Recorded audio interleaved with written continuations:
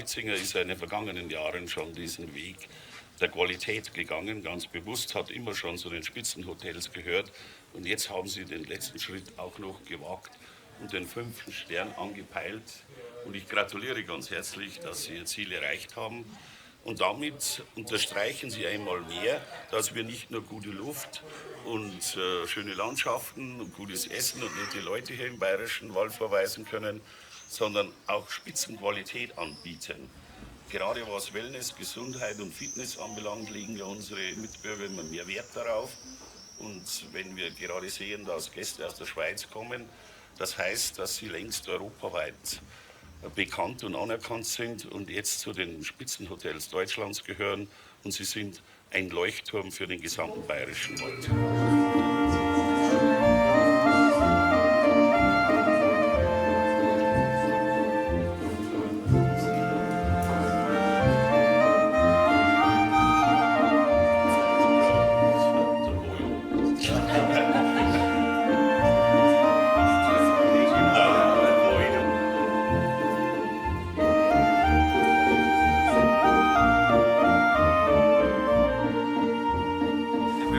Meine Herren, ich freue mich, dass ich hier mit dabei sein darf, um natürlich auch ganz herzlich zu gratulieren. Der Bürgermeister hat das vorher auch schon zum Ausdruck gebracht.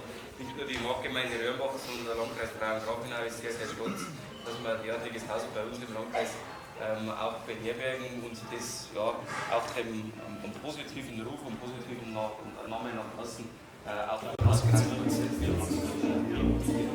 Grüß dich.